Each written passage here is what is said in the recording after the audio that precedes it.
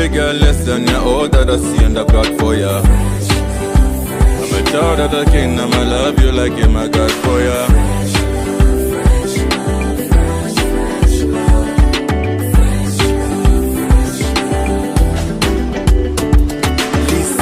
Umfweni baby, love yanti yama sure def yama maybe. Freshness kweno kumibunka teti, chupo chisuchena alatepa tali baby.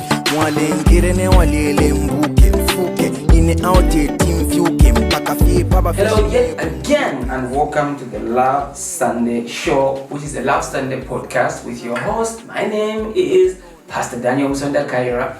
And I'm Pastor Mavis Kaira. Yes, we've been going strong. We want to thank you for your views, for your comments, for your shares. I mean, these things cannot be done by ourselves alone. Yes. So we have seen your support, and we've been very grateful. Please keep sharing the message that we are carrying. Has to go everywhere, even to other countries and other planets. If there are human beings there who are in love, it has to go everywhere. So we want to thank you so much.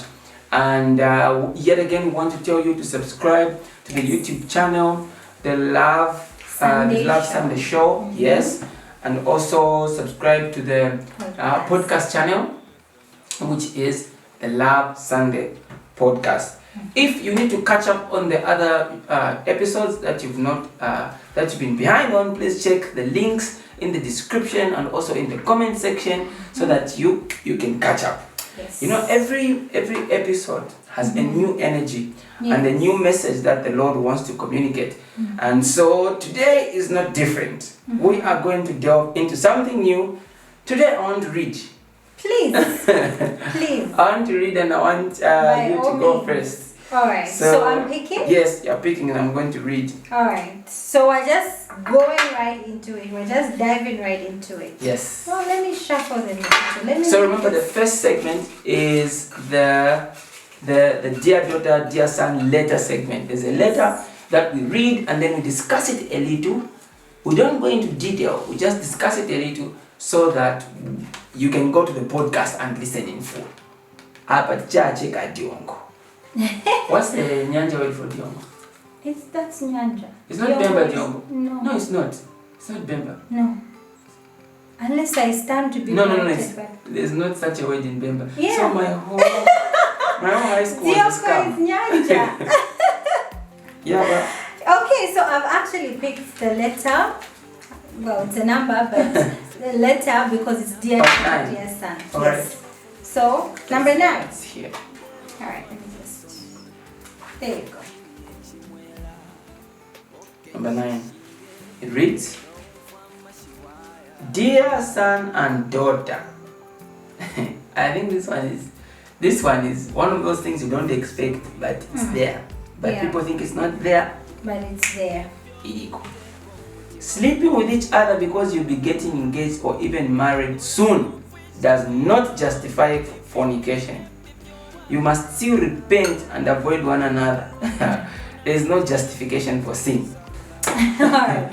Thank you so much, Pastor. Okay, so this is talking about fornication. Yes. Especially for those who are engaged, they feel like it's a license for them to indulge in sexual sin. Alright, so first of all, I think let me start by saying that engagement is not marriage. Yes. Okay?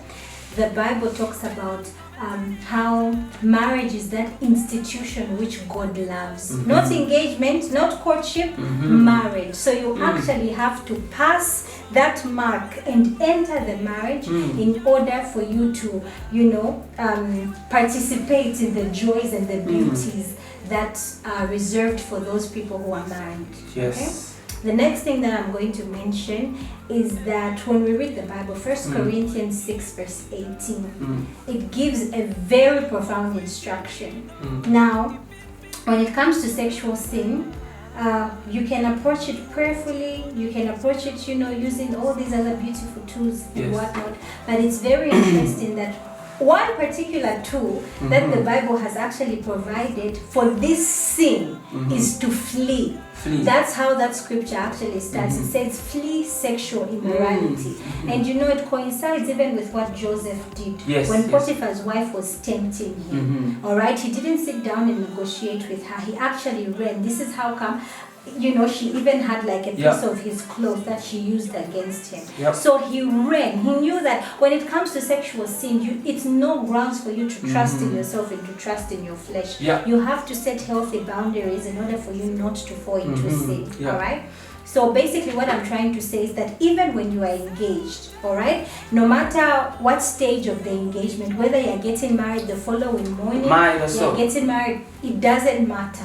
Okay, as long as you haven't yet, as long as God hasn't yet, you know, acknowledged. You've not been pronounced man and wife. Exactly, in the presence of God. As long as that, you know, legalization hasn't taken place, you are still sinning and you're still fornicating. So if there's anybody who's finding themselves in this situation, this is why we are here, so that you can make the right choice. So remember, number one, the marriage, the institution of marriage is not the same thing as a courtship or an engagement. It's not the same thing. Number two, the instruction that has been given for sexual immorality is to flee, not to sit down and negotiate, but you flee it. You flee it. I think that's what I can add with this. You know, just to add on, speaking for a friend of mine, I think once you are engaged, how close you feel to one another changes. Okay. Speaking from a friend of mine's experience. Okay. I think you feel like, oh, you know, like we are so close. Exactly why you should hold on. Because you're so close. Relax. I think my personal experience was that maybe that's the friend I'm talking about is me. I felt more attracted to you when we got engaged. I felt like, you know, stuff I never felt. I see. Because I felt like I'm so close, you know. But the members of a proverb, they say, I'm enjoying this Bemba proverb. I'm not a villager. But you see, the members of a proverb and they say Kobekerate Chupo. Although many of them use that in a funny context. But they are just saying being engaged is not being married. And you should remember that. Now, I just say that to say that we acknowledge that the way you feel when you are engaged can change. But you need to remember that sometimes you can lose it just before you get it. It's very possible to lose it just before you get it. And as long as it is not in a marriage context, it is a sin. In fact, there are some people who say, when you take plates, you now say, no, I think traditionally we have been married. But you are a believer, and you know that you have to be pronounced man and wife in church. As long as that has not been done, you stay away. This is why, for me personally, what I used to do was my wife and I would meet once a month. One of the reasons why we would meet once a month was because I was so attracted to this girl. I just thought, I don't trust the flesh. Let me stay away from her. And for me, one way in which I'm going to know that you love someone that you are just about to get married to sometimes is by how far you stay away from them.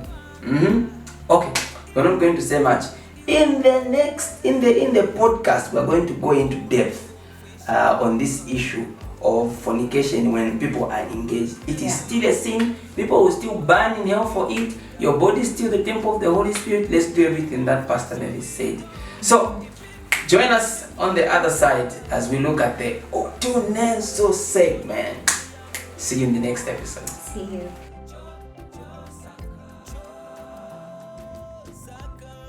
Hi everybody, this is Pastor Washi and Lady Natasha. We're the Kingdom Couple, and welcome to the Utunesu segment. What's your favorite moment of yourselves dating? Dating. First. Dating. Yeah, Ken. My favorite moment of us dating, I think, was when we were about to close the dating, when I proposed to her. Should I go there? Yeah. That day for me, I think is one of the best days of my life. She had no idea I was going to pop a question. So yeah, and yeah, we booked a boat filia at the Kafue River, and yeah, so I bought you a dress. I remember you didn't know the whole outfit actually, and then so we went to Kafue, and my family, her family, our friends were on the boat, and yeah, so after a while of being there and taking some photos, everybody screamed surprise, and yeah, I popped a question. Of course, she couldn't say no. Yeah, she said yes, and here we are. So I think that is my favorite moment. Yeah. When did you meet?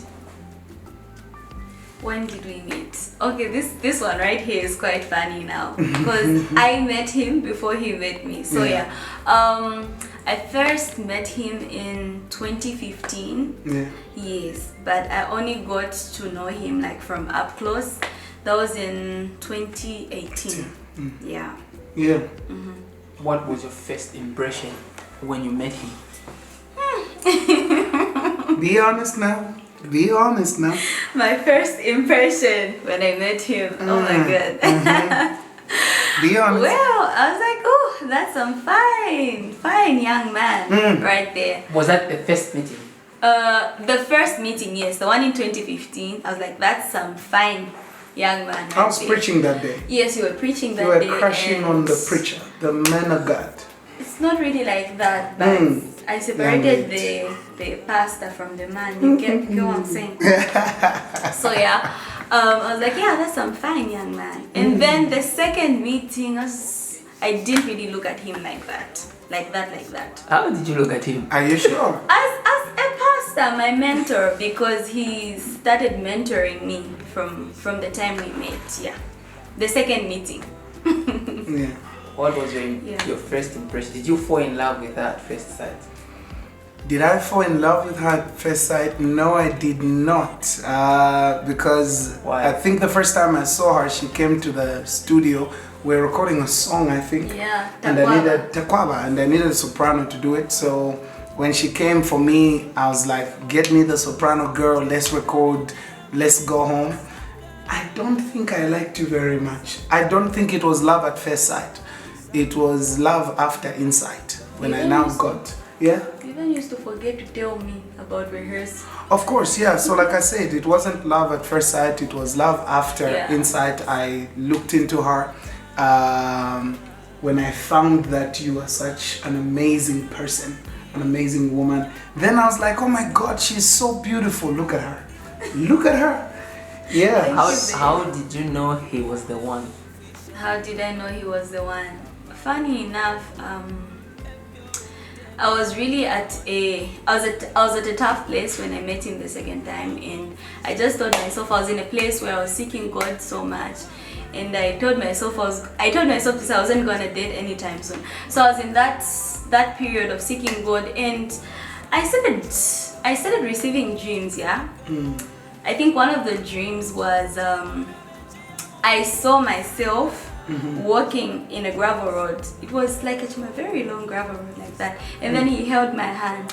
That was before him, us becoming friends and anything else. He was still my director, he was still my mentor. And then for me, I was like, why am I having these dreams? So those dreams continued. I prayed over them, and the Lord spoke to me, but I decided to stay back because I needed the Lord to confirm that word.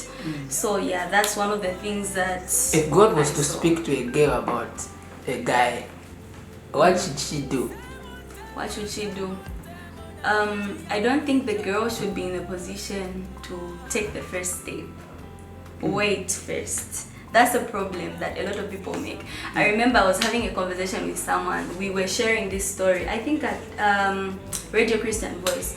So someone inboxed us on our page to say, but the way you had the dreams first, why didn't you just make a move? What if he didn't come after you?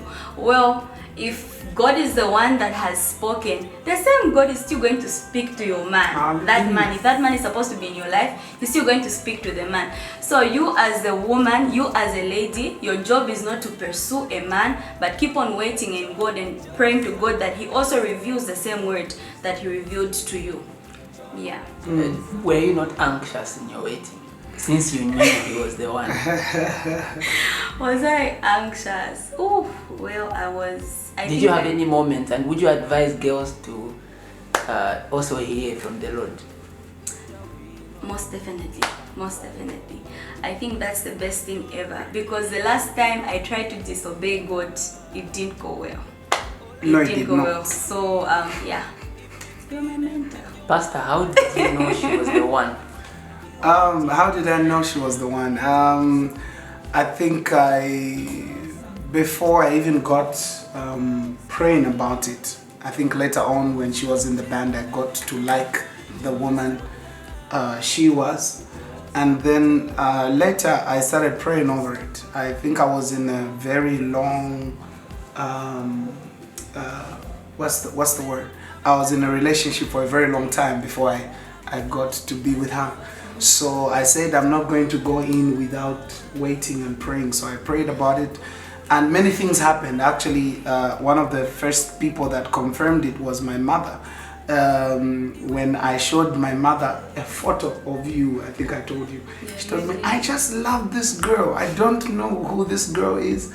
And then later the Lord spoke to me. I cannot share the dreams now. One of the people also, you know about it, is the chief usher, the deaconess at my father's church. He said, Pastor, I have seen the woman you're going to marry. The day I see her, I'll tell you she's the one. Now, I already had my dreams. The day she came to church, you were not even my girlfriend then. She took me outside and told me, I have seen the girl I saw in the dream as your wife. And I asked her, who is that girl? She actually said it's her. So with the dreams I had, the confirmation from my mother, the confirmation from the deaconess, we were very sure it's her. And so, Pastor, yeah. How about people who don't have these supernatural encounters?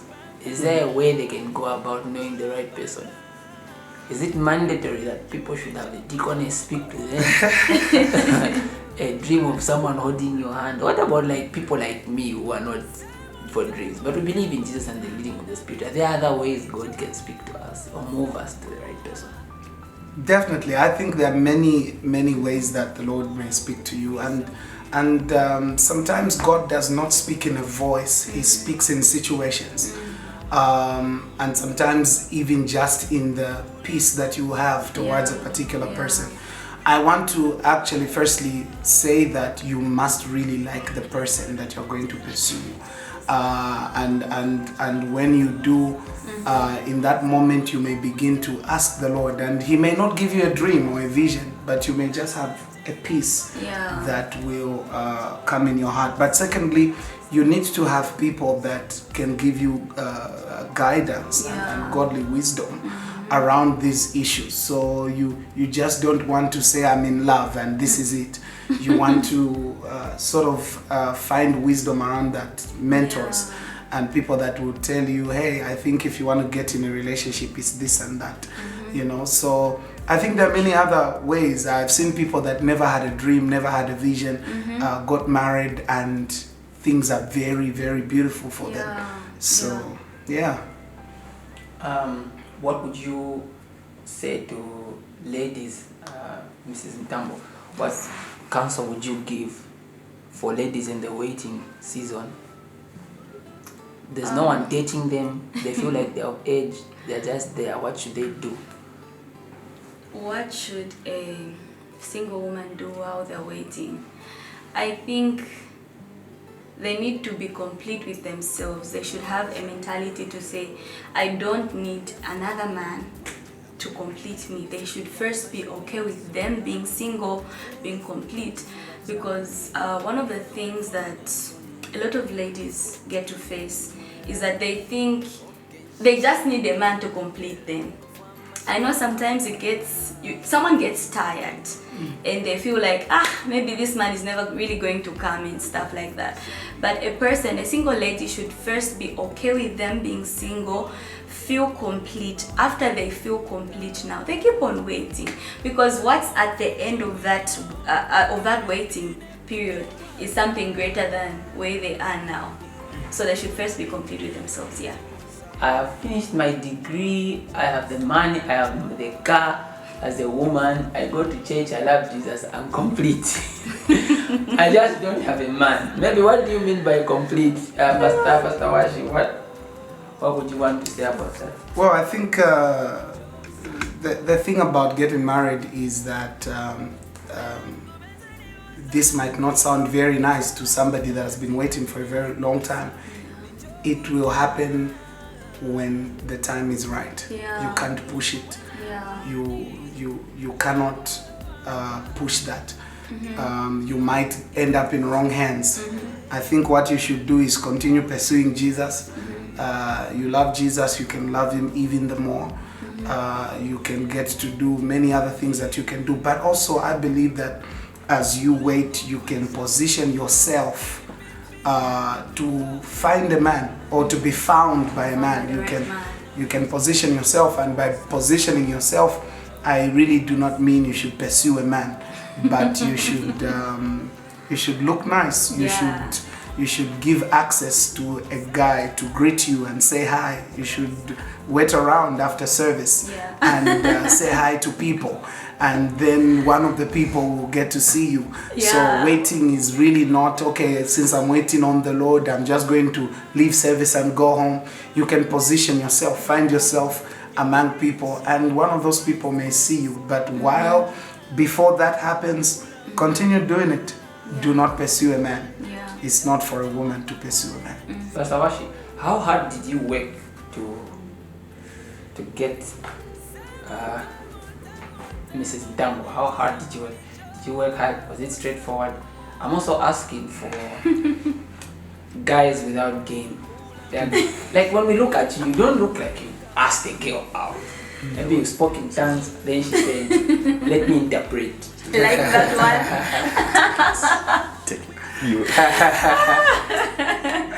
How hard did I work? I worked, man. I worked, and believe me, I think there is no way about it. You need to work to get a girl. I tried every game I know. I think the first thing I did, actually, even before I told you I love you, I went to her Facebook. And I liked all of the photos, 230 photos. And then she called me in the morning, Pastor, is everything okay? I'm like, Pastor, is everything okay? I'm like, what do you mean? Is everything okay? You were Pastor Zone. Yeah, you liked all of my photos. I'm like, you put them there for people to like. But all I was trying to do, I was trying to communicate to her that, hey, at this moment, I've been looking at you. We did a lot of things. I think I tried. Yeah, we did dates, and actually we went to Zimbabwe together. Yeah, it was that. A whole group of people, youths, were going to Zimbabwe. One of the men of God there, actually Prophet Emmanuel Makandiwa, was having a singles meeting. So we took advantage of that. We went there, but the whole way going there, I was trying to say some things, you know. I think firstly, even if the Lord speaks to you, Brother Msonda, don't come with "thus saith the Lord." It's not gonna work. I think I only told you later that the Lord spoke to me after she said yes. So I think it's important to have game. My brothers, you need to have game. Too much. You need to have it. It's not gonna work. These women want to hear beautiful things. They want to be pursued in a very, very good way. So, Mrs. Ntambo, how did you enjoy the pursuit phase, and what would you say about the same? We've seen ladies engaging men in this. Like, you know that he's the one you are talking, but he's taking time. Can you like fast forward things and get on your knees and propose to him? We've been seeing that happening. that experience was just beautiful. I was like, can it continue? Can it continue? Can it continue? But yeah, it was worth the wait, really. I don't think I was in a rush. You know, I wasn't really in a place where I was asking him to say, can he just propose already? For me, I was, like I mentioned earlier, I was really trying to be so careful because the next place I wanted to be, the next person I wanted to be with was my husband. So I was really careful and I kept on praying, okay, maybe you should take this thing a little slow. And before I realized it, he had already asked me out. He asked me out and I was like, okay, nice. Okay. Yeah. What would you advise young people who are in relationships with regards doing things the godly way as your last comments? You want to start first? I can start. Okay. My advice to them is God first, nothing else. God first. The moment I just started this relationship with God, like everything God first is the moment that everything just started moving according to God's plan. I don't think we would even be here if we did not ask God over certain things. Because before we do anything, we'd always, consult with God, would discuss, and then we say, let's pray over it and stuff like that. So before anything, I can't even imagine my life without God, even a relationship or a marriage without God. Because if God is the foundation of a relationship or a marriage, then it cannot be broken. Yeah. Well, for me, I think a godly relationship does not happen accidentally. Yeah. Most of what has been defined as relationship is a worldly definition. So you really need to be very serious about that. And what I mean is there are certain boundaries that you need to set. Now, is a godly relationship boring? No, it's not. We were not boring. I think we enjoyed ourselves, but then we were very careful not to fall into sin. So one of the discussions I had with her, I told her, you know what, I'm a man of God, I have this ministry, so we cannot do certain things. Yeah. We put boundaries. We couldn't be found in particular places that will allow us to do that. Actually, towards the, I think after a year and a few months, maybe 4 months in our relationship, I was staying alone. But later we realized my staying alone is not very good. Yeah. Because this girl is too beautiful. One of the days I may just, you know what I mean. So Yeah. with a lot of shame, I had to go back to my father's house. Yeah. And I told her, you know what, this is for protection. I will only stay alone when we get married. Yeah. And so the next time was coming to this house. So what I'm saying is you may need to put particular measures and boundaries. It may not be what we did, it may be what will work for you. But again, godly relationships are beautiful. Very beautiful. Yeah. Yeah.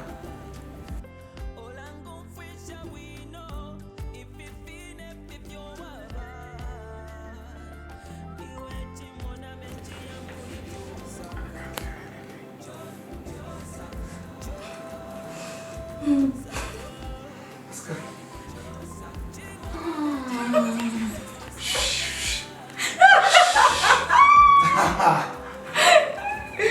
Baby, you know I can't feel anything on my back. Wait, but you're writing. Just write what you're feeling. Walk by faith. Baby, is this the shame you want me to go through?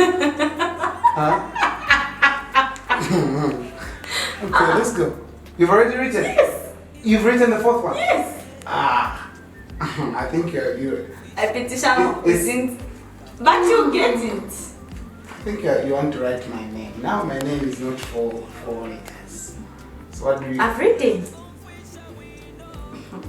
You're done?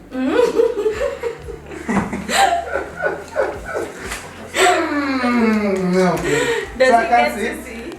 Yes. He can see? Okay, just the cameras. Oh my You god! just turned one, but you're good. High five, baby. Okay. Put it down. That's so a we good take one. But I hate... I knew it's M or W. Wash and math. Just wow. But you know there is an H.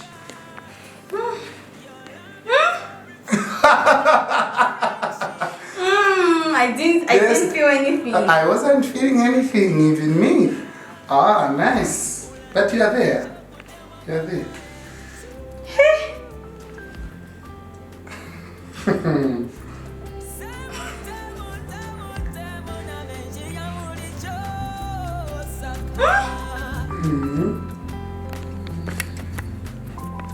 It doesn't make sense. Well, that's the whole point. Discern, use your faith. You walk not by feelings. Walk by faith. Baby. Let's go. But you are in it.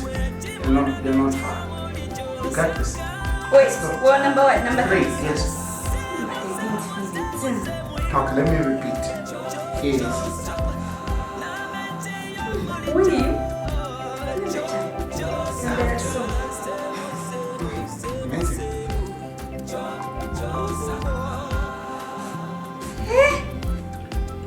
I'll do it again for you. So much I love you, baby. I love you. Doesn't make My sense. love for you. My love for you is unconditional. Tell me, I'm not feeling anything. My t-shirt is too thick. Okay, here you go again. I love you.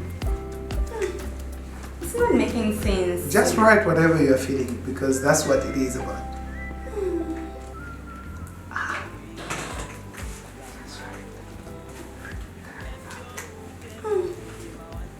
Again?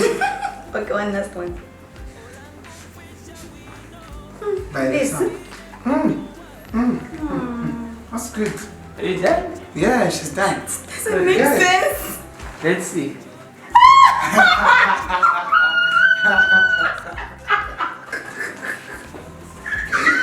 What is this word? I thought you were supposed to write words. Weird. What is weird? Weird. I thought we were supposed to do words. Baby, what is weird? Who is close? Who's getting the powder? Who's is weird though? Okay, you can hand over the powder to Pastor Awashi. Yeah. Thank But you. my makeup. Unfortunately, Thank you. My makeup. Thank you. It's my. But you should be writing correctly. Me, I was Come here. Come here. I'm not done, huh? baby. Baby, I'm your wife, girl. Love is beautiful. Okay, Pastor. That's enough. Oh my Enough, goodness. Pastor. Wait, let me see here. Okay, sorry. Wow. Here's the mic. Hey. Invite people for last Sunday. Wow. Pastor, these are problems you have caused for me. Baby, it's not me. It's Pastor that Okay. said. Hi everybody, I'm inviting you to the Love Sunday, which will be on the 6th of May at Sunset Stadium. I will be so glad to see you. I hope they'll be able to recognize you though. With the powder on my face. See you.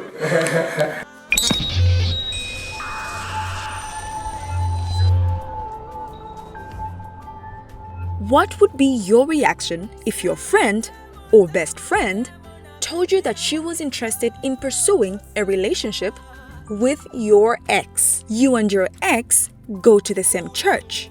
Your friend and fellow department member is interested in dating your ex. React. So my best friend come to me wanting a blessing to date my ex, basically. Okay, so wow. Personally, I don't have any problem with that. I mean, that was just my ex. So if you like the person, go ahead and date. You know, if it was meant to be, it will be. You know, because they're ex for a reason. They're an ex for a reason. That's why we broke up. So if you think they're the right person for you, go ahead. I'll definitely be glad to give you my blessing. Our friendship, obviously, it won't be the same. but I'll still respect the fact that, you know, she's my friend, but it will be just distant. You know, I won't have her close to me, but she'll still be my friend. My reaction, I wouldn't give a go ahead because quite about bro code. Like, bro code says no to that. My best friend can be dating my ex. No, I wouldn't give a go ahead. Yeah. If they're meant to be together, then I don't think our friendship is meant to be. I don't think we're supposed to continue as friends. Because, That's quite a question. My ex-boyfriend with my best friend. Okay. Well, for the fact that he's my ex. Yeah, he's my ex, so you can date the person, but I think it would be like awkward, honestly speaking, to say my best friend is going out to someone.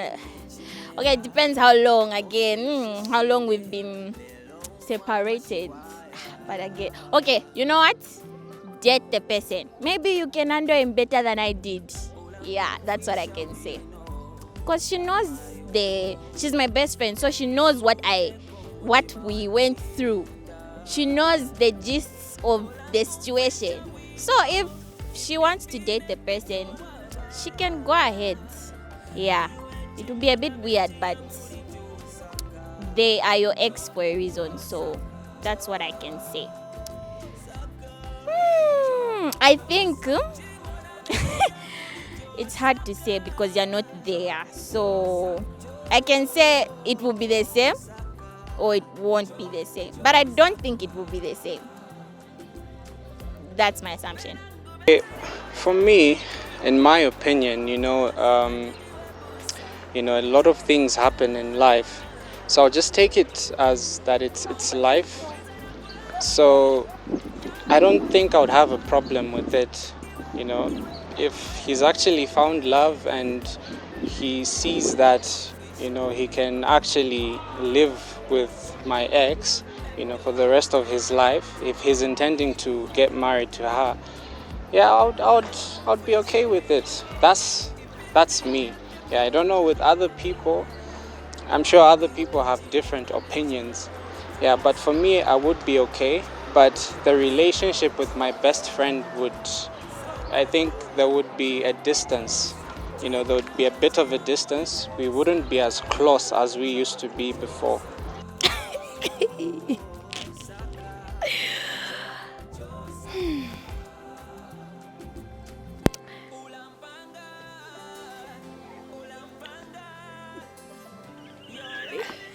Secondly, I'll just be like, sis, he's an ex for a reason. He's an ex for a reason. If it didn't work with me, what would make you think it would work with you? Because, no.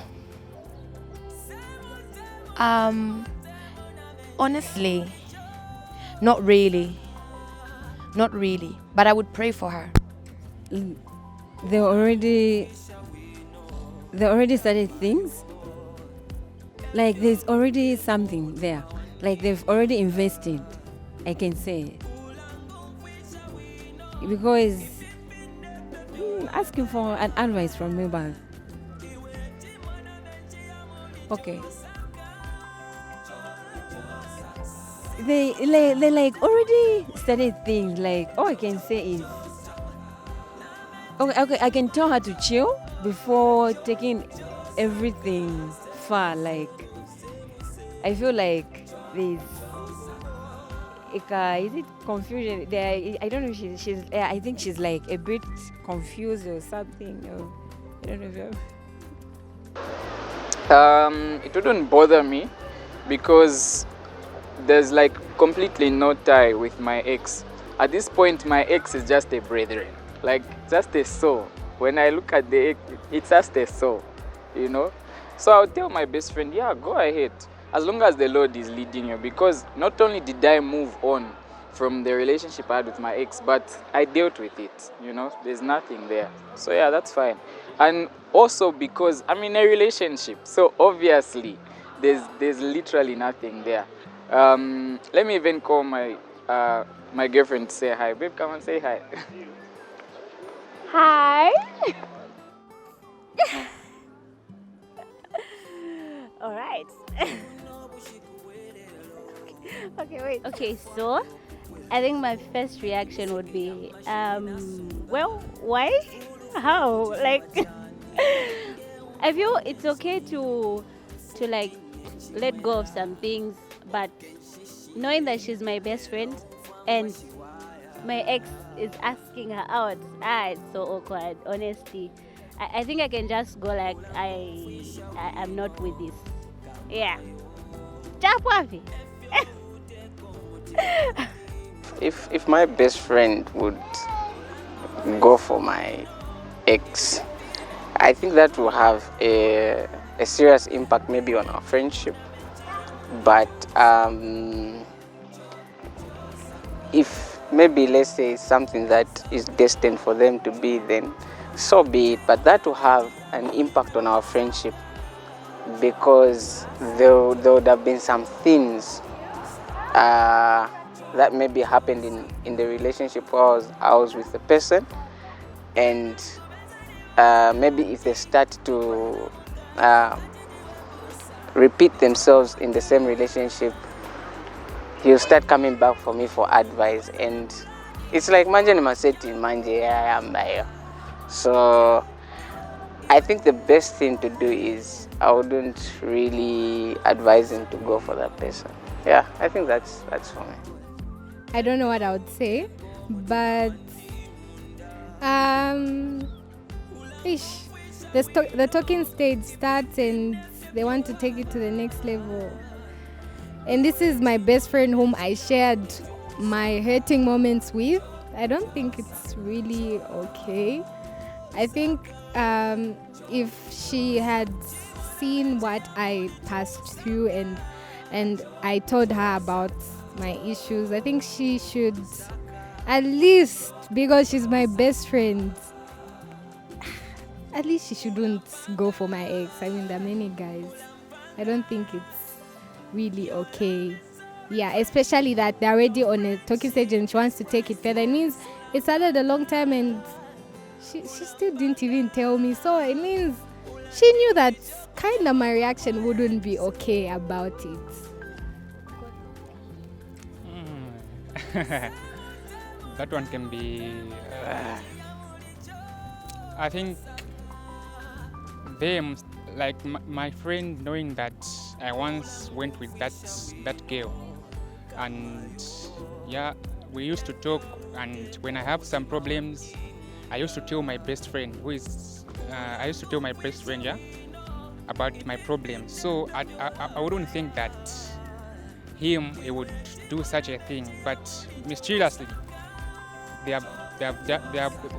now have a connection together. Huh?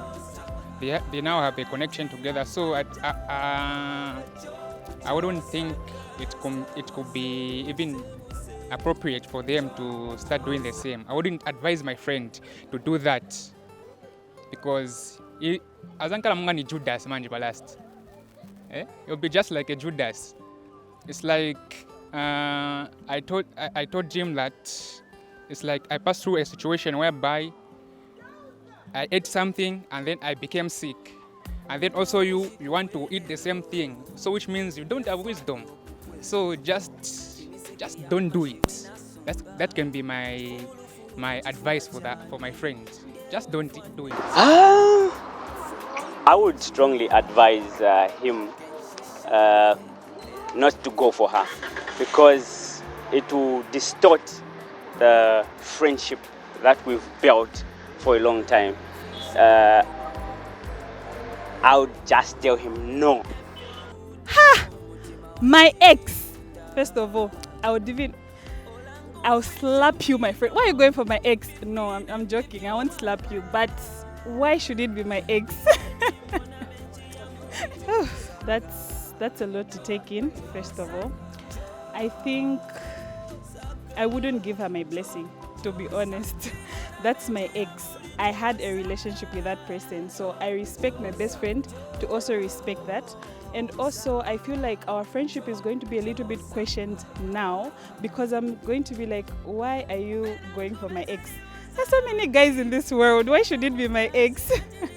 You know, and that person being my best friend, meaning they've been there even through the relationship, you know. I was probably there to ask her for advice over one or two things. So why should she go for my ex? I would say no for me. I would never give her a blessing over that one. No, honestly, for me, once the breakup happens, that person is my childhood friend. I don't have exes. Shakwata ex per life span. Anyone who purports to be an ex is a liar. They're a childhood friend. If you're like super close, that's weird. Like the moment you come to me asking for a blessing that can I date your childhood friend, I'll say, cool, you go do that. You and I, it's over. Okay, so my opinion on this is that me and my ex, as Pastor said in one of the Love Sunday shows, is that we are simply two Zambians. We are not friends. We are not enemies. So whoever my ex decides to date is really none of my business because me and him are simply two Zambians. And if that person who wants to date them is my friend, it is well. I mean, let them be happy. I can't stand in the way. What if they're the ones that God wants to happen, you know? I can't stand in their way. What can I do?